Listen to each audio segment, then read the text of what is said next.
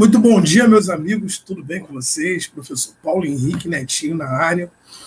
Vamos trabalhar hoje mais um conteúdo para o concurso de Cabo Frio, né? Galera que está aí na ansiedade, aguardando, parece que não chega o dia, mas, galera, fica calma, vai chegar, a vida está voltando ao normal e você tem que estar preparado, hein? Tem que estar preparado, meus alunos aí.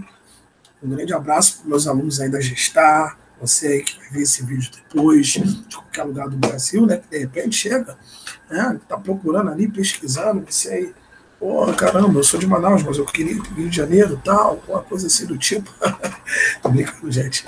Assim, eu tenho certeza que você aí, em todo o Brasil, na sua cidade, né, tem excelentes escolas, assim, a gente imagina e torce para que, se não tem, para que tenha, tá bom? E assim, Cabo Frio é uma cidade maravilhosa, gente. Cabo Frio é uma cidade maravilhosa, eu acho que merece todo o esforço.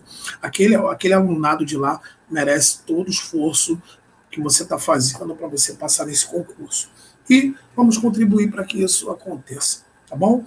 Então vamos lá. Hoje a aula é sobre os pontos turísticos de Cabo Frio. Então, assim, fica ligado, porque tem muita informação. Então, assim, você que ainda não está inscrito lá no espaço do YouTube, que eu sempre digo que eu não sou youtuber, né?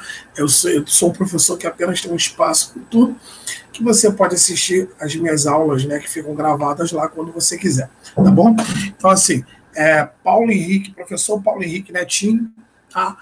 E você vai procurar lá e você vai ver alguns vídeos lá de geografia, de história, né, de outros concursos também. Então, assim, fique à vontade para você se inscrever, fique à vontade para você participar com a gente, tá bom? Então, vamos lá. Sem mais demoras, vamos começar a trabalhar esse conteúdo aí.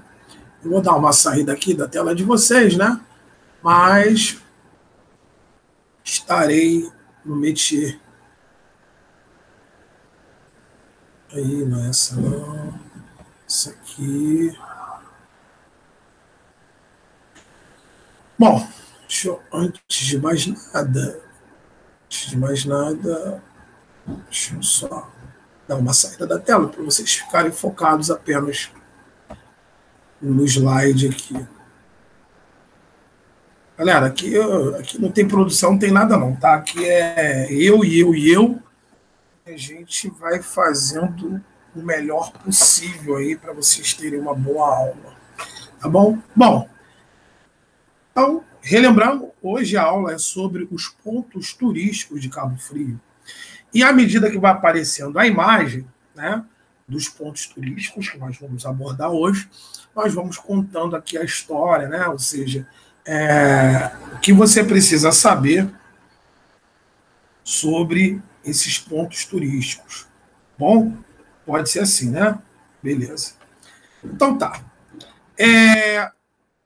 Você vai ver que são vários pontos turísticos. Como eu falei, a estrutura, né, de Cabo Frio é maravilhosa.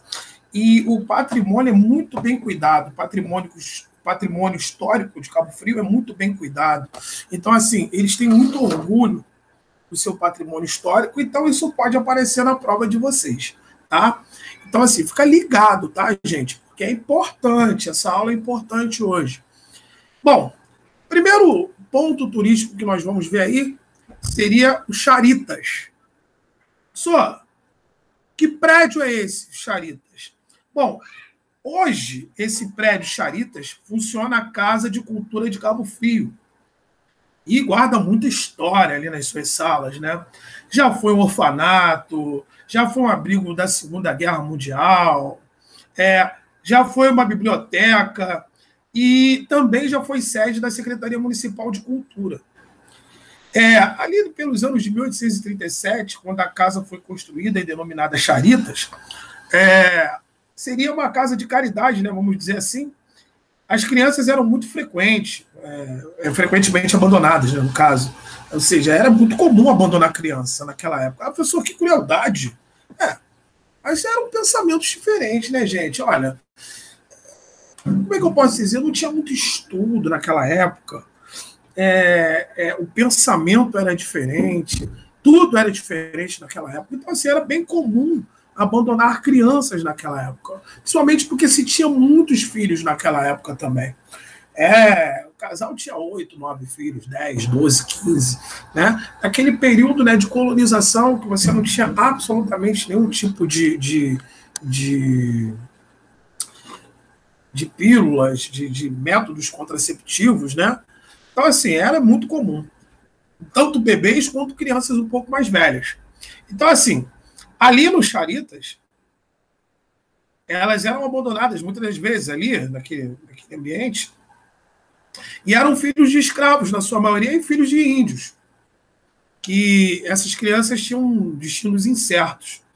Então surge aí, nessa questão de caridade, de cuidar, a casa, né, o prédio Charitas, ou seja, a casa Charitas, surge nessa questão. Então, assim, como é que eu posso dizer? Você tinha o recolhimento das crianças ali, né?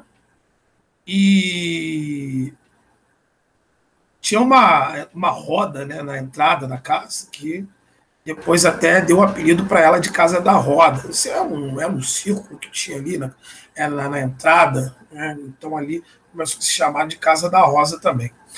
Atualmente, o Charitas abriga a exposição permanente do acervo de José de Dome, artista plástico reconhecido internacionalmente e que viveu muitos anos na cidade, né? Ou seja, ele é uma referência ali nas artes.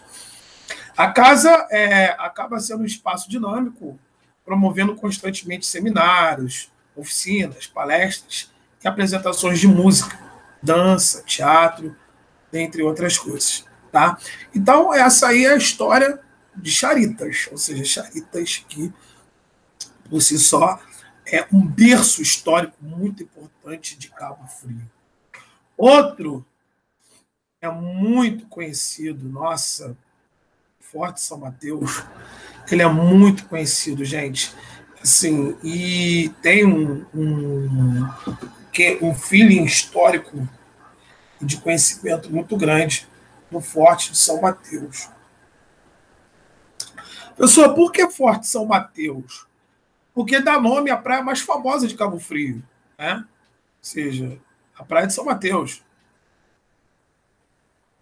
Então, assim, foi construída ali no século XVII pelos portugueses, para defender a terra das invasões de franceses, ingleses e holandeses, né? Inclusive, nós já falamos disso em outras aulas. E era justamente, quando a gente fala de forte, né? Fortaleza, no caso, para a defesa.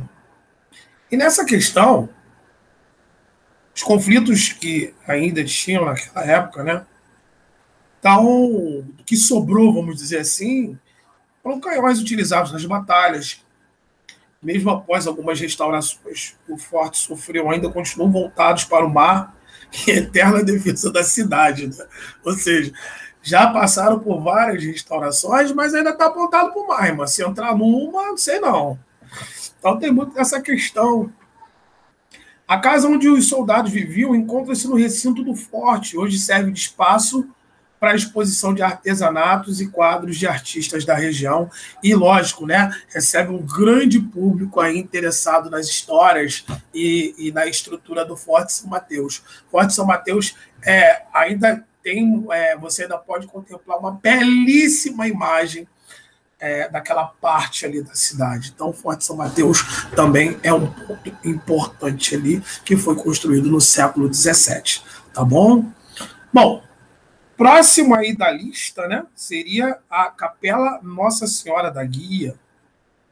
Pessoal, não tem só essa capela lá, não. Gente, lembrando que você teve uma intervenção religiosa muito intensa no Brasil. E lógico que Cabo Frio não seria diferente, ou seja, a religião dos europeus ela é muito forte, né, nas terras brasileiras. E ali no litoral não poderia ser diferente, Cabo Frio, lembrando, né, toda a questão da importância estratégica de Cabo Frio. Bom, essa aí é a Capela Nossa Senhora da Guia, que fica localizada no alto do morro do mesmo nome, né? Também é um patrimônio cercado de histórias e lendas que foi construído em 1740 pelos frades franciscanos, atrás do convento de Nossa Senhora dos Anjos. Diz a lenda que a imagem de Nossa Senhora da Guia possuía um altar dedicado a ela no convento, mas quando colocada lá, aparecia no dia seguinte em cima do morro. Tinha muito essas paradas antigamente, né, galera? O bagulho era doido. E assim acontecia toda vez que insistiu em levá-la para baixo. Depois de várias tentativas, acabou-se por fazer a vontade da santa e uma capela foi construída em cima do morro. A santa queria em cima do morro, então foi lá que a galera teve que construir. Então, assim, a santa, né, no caso, a lenda dizia que a santa fazia questão, né, de aparecer no alto do morro. Então foi ali, a galera começou a respeitar ali a vontade da santa, né, percebendo que seria a vontade da santa, né, diz a lenda, e construíram lá para abrigar a imagem. Lá temos o ponto mais elevado da cidade, olha só, uma questão geográfica, né? Lá temos o ponto mais elevado, ponto culminante da cidade, e de lá se tem uma belíssima visão panorâmica de Cabo Frio e dos municípios vizinhos. Né? É uma altura de aproximadamente 1.200 metros, 1.100 e poucos metros. Não é nada muito grande, né? Mesmo porque nós não temos essa característica. Gente, desculpa, está ali entre 940 e 980 metros. Tá? Assim, no caso, nós não temos grandes relevos, né? Porque, ainda mais se tratando de uma região litorânea, nós não vamos ter grandes relevos, principalmente aqui no Brasil. Bom, deixa eu só fechar essa parte aqui, porque eu tinha separado um outro slide aqui para vocês. Para a gente continuar, deixa eu ver se é esse aqui. Eu acho que é esse aqui. Vamos lá, deixa eu ver se é esse, confirmando. Forte São Mateus, Capela Nossa Senhora da Guia. É isso. Eu acho que é esse aqui. Bom. Então, seguindo aí, mais imagens religiosas, vamos dizer assim, né? Estruturas religiosas que eram bem comuns, tá, pessoal? Agora nós temos a igreja de São Benedito, que fica no centro do bairro da Passagem. E ela se localiza ali no largo do mesmo nome. Né? Construída por volta de 1701, nasceu para abrigar os escravos negros, pois a eles não eram permitidos frequentar a mesma igreja que os brancos. Então, podemos dizer que seria uma espécie de segregação étnica que existia na época. Dessa forma, nada mais digno do que colocar no altar-mor um santo negro, São Benedito. A capela é bem menor e não ostenta a beleza barroca de matriz, né, da matriz Nossa Senhora da Assunção, mesmo porque você está falando de uma igreja que era para escravos, né? Então, ela não iria gozar de tanto luxo, como, por exemplo, a igreja de Nossa Senhora da Assunção. Mas sua riqueza está na simplicidade do estilo. Depois de o centro ter sido escolhido para núcleo urbano da cidade, o bairro da Passagem acabou tornando-se uma vila de pescadores. Beleza? Show de bola? Aí nós temos a igreja Nossa Senhora de Assunção. Falando sobre ela, né? Você tem a relação dos navegadores portugueses. E quando eles descobriram a Nova Terra, né, no caso, eles trouxeram toda a sua tradição religiosa para a cidade. Não seria nada mais natural, né, do que dar a Cabo Frio o nome de Santa Helena, já que sua fundação é comemorada em 13 de novembro, dia de Santa Helena. Durante um tempo, né, o local foi chamado assim, até que mudou-se o nome. Na inauguração, o capitão na época, capitão Mor, né, na época da inauguração, mandou vir de Portugal uma imagem da santa. Gente, isso era muito comum, tá, gente? Lembrando que você está falando ali de uma época de expansionismo, em que a fé, então, era primordial para poder encorajar, por exemplo, os soldados.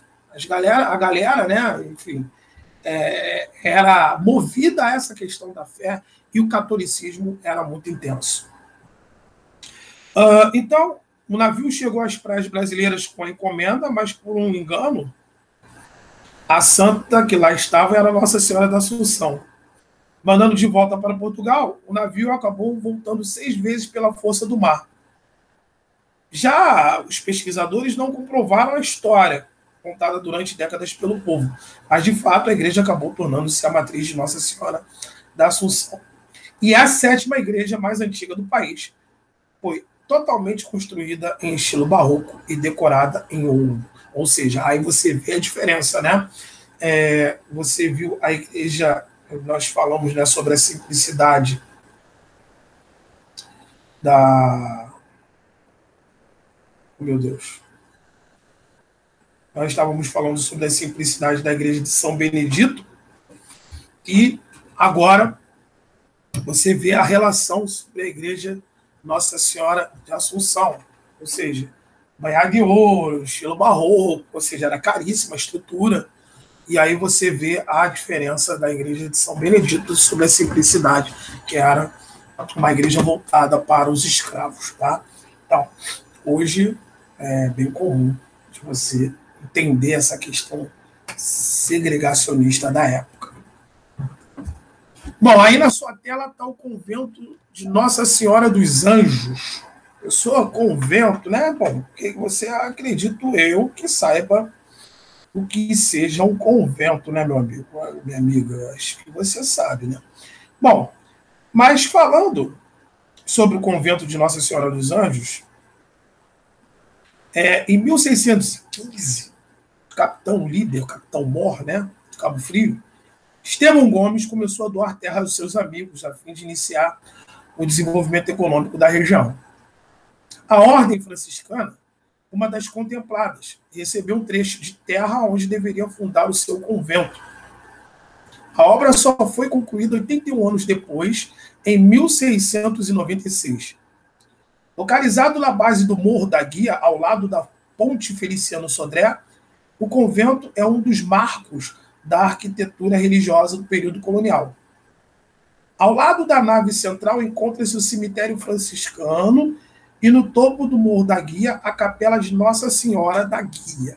Então, gente, o convento era onde as freiras, né, ficavam, né, e se preparavam para os seus votos para a igreja. Ou seja, é um lugar sacro. Hoje, Museu de Arte Sacra. Tá? Beleza? Então, é o convento de Nossa Senhora dos Anjos e Museu de Arte Sacra. Show! Aí vamos falar agora um pouco da história recente de Cabo Frio, Teatro Municipal, que inclusive tem um prédio novo.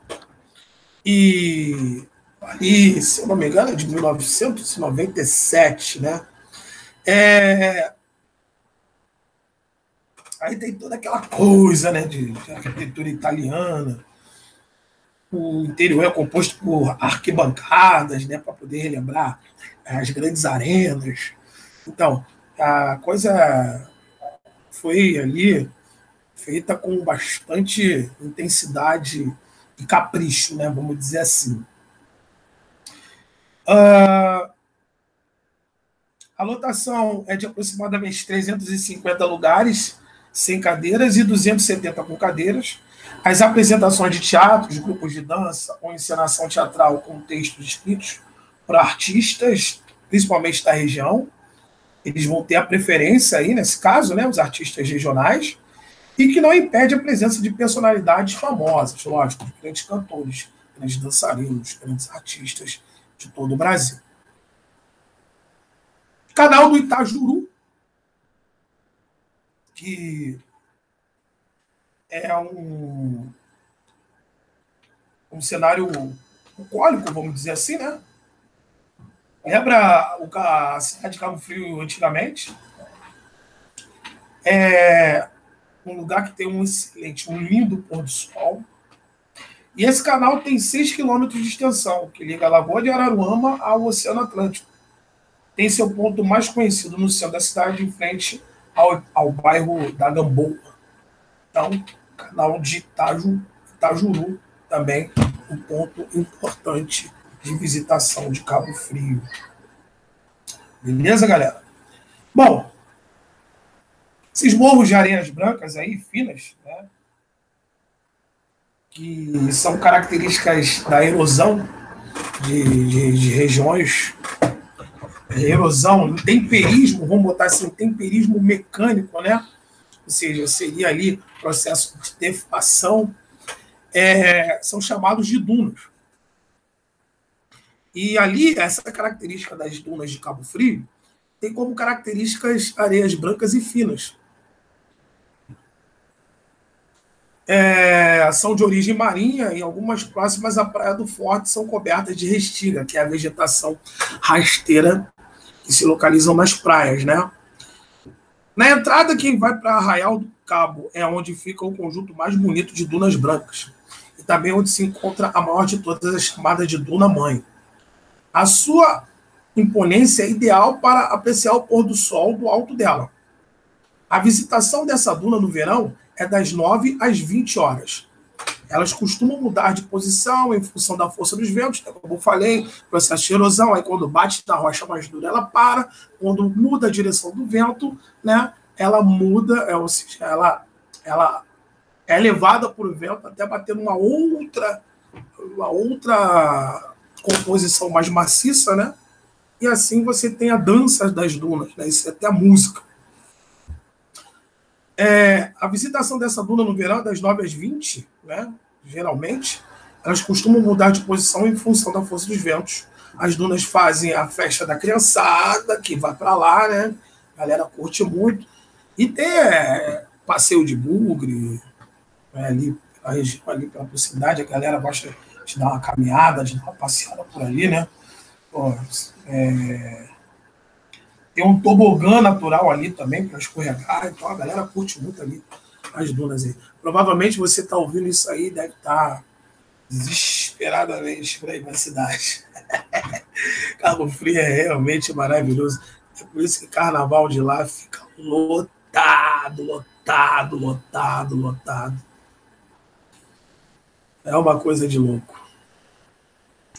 Bom, continuando aqui, a região do manguezal, eu vou explicar o que é manguezal. Manguezal é o tipo de vegetação marítima, né? Ou seja, o manguezal e a vegetação de restinga. E aí nós temos o dormitório das garças.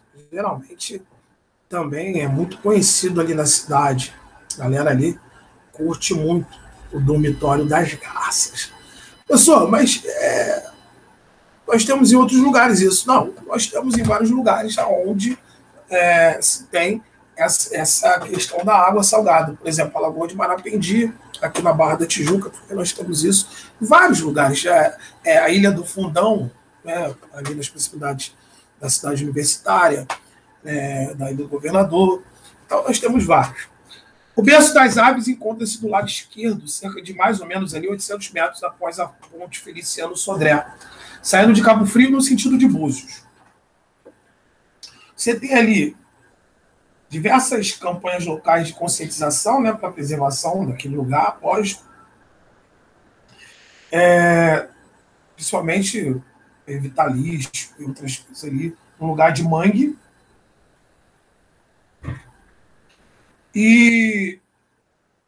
Mas mesmo assim, nós temos um problema ali clássico, né, de depósito de lixo, ali naquela parte do manguezal, né, ou seja, tem. Porque a gente sabe, né, que as cidades crescem, não tem coleta de lixo suficiente, enfim, é meio que complicado aí essa situação, tá? Então seria essa aí a história do dormitório das garças. Pessoal, e a fonte de Itajuru, professor? A fonte de Itajuru também é um ponto importante. A gente poderia estar falando aqui de Cabo Frio, fonte de Itajuru. A imagem aí está meio que embaçada, né? Vamos dizer assim, mas acho que dá para você ter uma ideia aí. É um jardim cercado, quase saindo do centro da cidade. E a impressão que se tem da fonte de Itajuru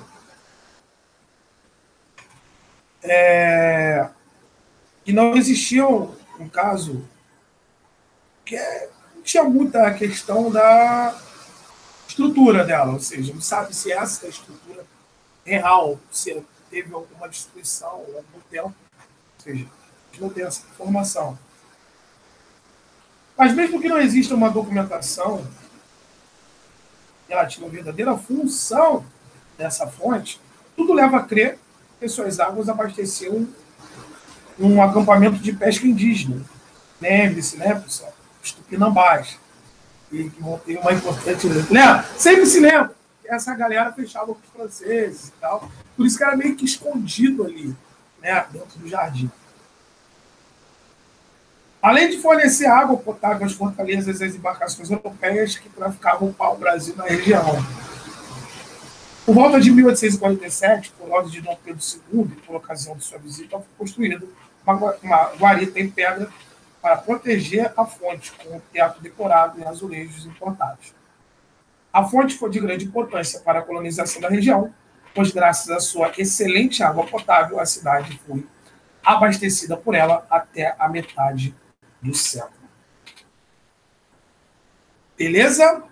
Essa é a história da fonte de Itajuru, que, apesar de não se ter muita informação, né, apostava-se que ela era uma alocadinha assim, justamente para abastecer uma colônia de pescadores tupinambás, indígenas tupinambás, tá?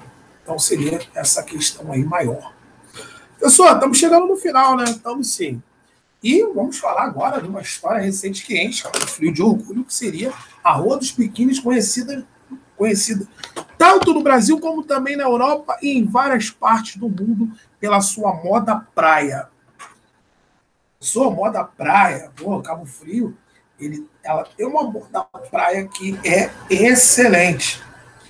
Bom, vamos pensar que estamos saindo aqui, estamos chegando em março, né? Mas tivemos aí o carnaval, e aí você tem toda aquela história de pandemia e tal, quando esse vídeo foi gravado. Mas você imagina que férias são férias, né? Então a galera, quando vai de férias para Cabo Frio, principalmente nesse período de janeiro, fevereiro, período de carnaval, gente, imagina o quanto que essa Rua dos Biquínis, como é conhecido, o shopping, né, dos biquínis também, fica lotado nesse período. E tem muita gente que compra e revende em várias partes, não só do Rio de Janeiro, tá, gente? Mas do Brasil, por encomenda, lógico, né? Dessa Rua dos Biquínis. Então não tem como ir para Cabo Frio e não levar pelo menos uma peça de um dos produtos mais famosos dessa cidade, que é o biquíni cabofriense. São mais de 70 lojas, foi toda restaurada, ganhou áreas de shopping, né, a céu aberto, ali na Gamboa. A rua tem a maior rede de moda praia da América Latina, sendo até mesmo citada no Guinness Book. Olha só, hein? Tudo começou com uma senhora que resolveu confeccionar biquínis para vender aos turistas. Hoje, a famosa rua é o ponto de comércio mais importante da cidade. Seus produtos são vendidos em todo o Brasil, exportados para diversos países. Beleza, galera? Bom, eu espero sinceramente que essa aula tenha sido de grande valia aí para a galera que vai assistir depois. Deixa eu aparecer aqui de novo. Né? São pontos importantes que podem aparecer na prova de vocês, tá? Na próxima aula, ou seja, no próximo vídeo, a gente pode até estar falando sobre pessoas famosas de Cabo Frio, porque isso já caiu em outros concursos, tá, gente? Ou seja, personalidades que moram na cidade ou que nasceram na cidade e que acabam sendo perguntadas, né? Que são questionadas isso em prova, tá bom? Então, fico por aqui, agradeço muito você que viu esse vídeo, compartilhe com seus amigos, se tiver alguém para fazer prova para lá também. Então, tamo junto. Até o próximo vídeo. Fiquem com Deus. Um grande abraço e fui!